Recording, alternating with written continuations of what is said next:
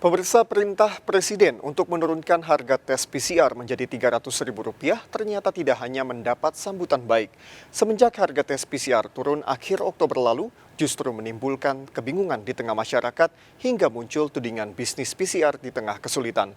Belum lagi, pemerintah yang juga tampak inkonsisten dalam membuat aturan perjalanan terkait penggunaan PCR. Dan berikut apa kata fakta bersama Syafinas Nasyar.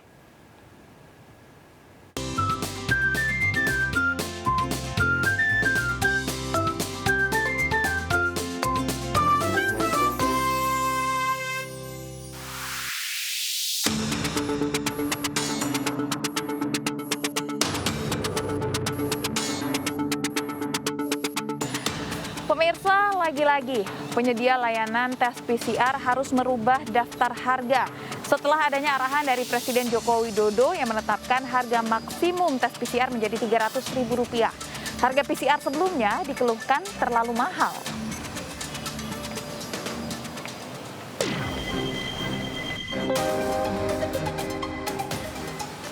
Pada awal pandemi COVID-19, tepatnya di pertengahan tahun 2020, harga PCR berkisar di 1,5 sampai dengan 2,5 juta rupiah.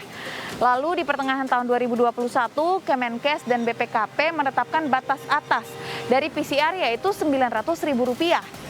Di tanggal 17 Agustus 2021, Presiden menginstruksikan harga PCR turun menjadi Rp450 sampai dengan Rp550.000.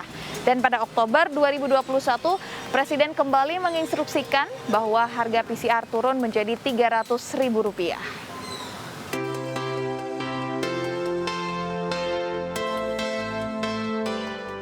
Kak Adit, ini kan harga PCR sekarang udah turun, menurut kakak gimana?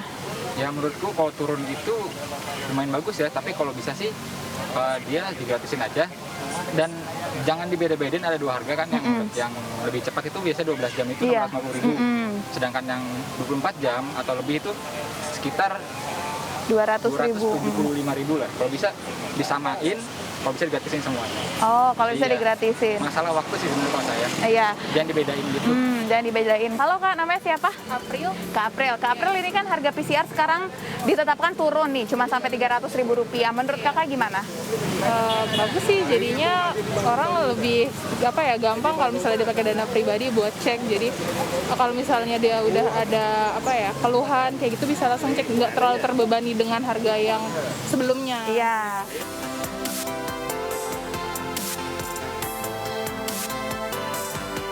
Angka tarif tes PCR yang jauh berbeda jika dibandingkan dengan masa awal pandemi tentunya menimbulkan banyak pertanyaan.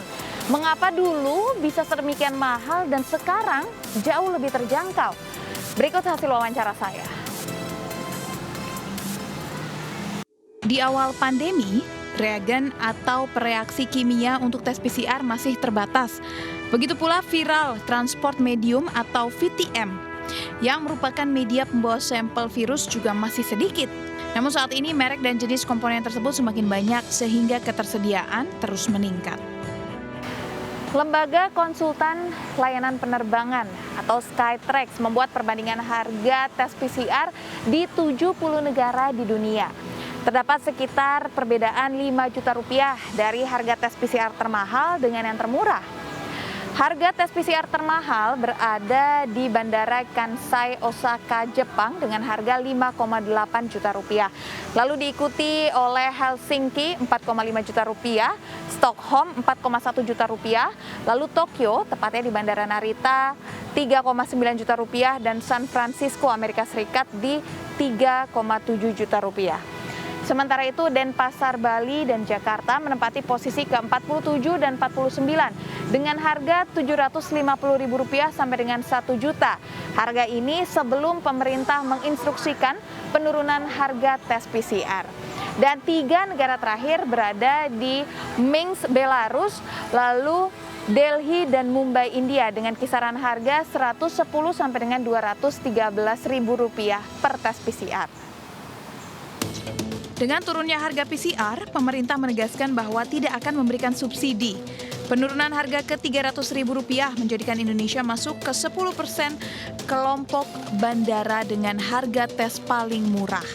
Namun, Yayasan Lembaga Konsumen Indonesia atau YLKI menemukan fakta di lapangan bahwa masih ada harga PCR di atas Rp300.000. Penggunaan tes PCR juga masih kental dengan kepentingan bisnis. Jadi ini kan harga tes PCR turun lagi nih Pak, menjadi paling mahal Rp300.000. Apakah dengan harga Rp300.000 ini Bapak menilai masyarakat jadinya tidak terbebani Pak? Pertama, soal kebijakan turun itu secara konsep itu saya kira sebagai bentuk respon terhadap aspirasi publik, tapi di lapangan itu sejauh yang saya amati, baik dari yang saya alami sendiri ataupun pengaduan dari konsumen, laporan dari konsumen itu belum terpenuhi oleh lab-lab yang ada di Indonesia. Kami kemarin menerima laporan dari konsumen, misalnya di Solo tarifnya masih Rp600.000 untuk masa uji 1 kali 24 jam. Berapa sebenarnya biaya pokok dari tes PCR itu? Ya, artinya komponen utama dari tes PCR itu kan punya reagennya berapa, kemudian untuk nakes berapa, kemudian untuk APD berapa dan seterusnya. Nah, itulah biaya pokoknya berapa, pemerintah harus transparan. Nah, saat ini itu belum transparan. Kedua juga margin profitnya berapa persen dari biaya pokok. Karena kalau itu sebagai sebuah bisnis, ya tentu saja ada aspek keuntungan yang diperoleh dari lab tersebut. Nah, ini juga belum kelihatan berapa sebenarnya keuntungan dari provider tes PCR itu sendiri. Setelah panen kritik, giliran pemerintah yang tampak kebingungan karena inkonsisten atau pelin-pelan dalam membuat aturan penggunaan PCR bagi pelaku perjalanan. Pertama, aturan wajib PCR untuk penumpang pesawat yang ditelurkan Mendagri bulan lalu tiba-tiba saja berubah. Penumpang pesawat akhirnya boleh kembali menggunakan tes antigen seperti sebelumnya. Kedua, pada awal November, pemerintah melalui Kemenhub juga sempat mengeluarkan aturan perjalanan darat lebih dari 250 km wajib tes PCR atau antigen. Namun baru berusia 2 hari, aturan tersebut langsung dihapus dan kembali ke aturan sebelumnya yakni cukup hasil tes antigen atau kartu vaksin. Kemudian untuk perjalanan akan ada perubahan, yaitu untuk wilayah Jawa dan Bali, perjalanan udara tidak lagi mengharuskan menggunakan tes PCR, tetapi cukup menggunakan tes antigen. Sama dengan yang sudah diberlakukan untuk wilayah luar Jawa, non Bali. Sesuai dengan usulan dari Bapak Mendagri. Terlepas dari inkonsistensi pemerintah dalam membuat aturan, masyarakat tetap harus waspada akan ancaman kenaikan kasus COVID-19 menjelang libur akhir tahun. Warga meningkat, ya pasti akan meningkat. Menjadi liburan, ya kan?